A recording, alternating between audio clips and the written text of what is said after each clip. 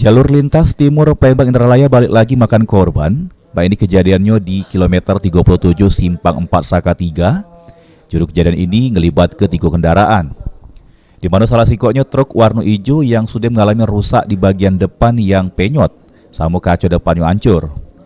Dengan kejadian tersebut, sopir truk bernama Wahyu sama sikok sopir mobil lainnya yang terlibat tumburan bernama Bana dilari ke Puskesmas Indralaya.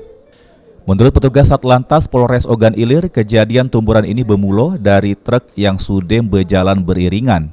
Pas di TKP, tepatnya dari arah berlawanan, ada antrian kendaraan, sehingga ngebuat truk warna hijau kurang hati-hati lalu nombor truk di depannya.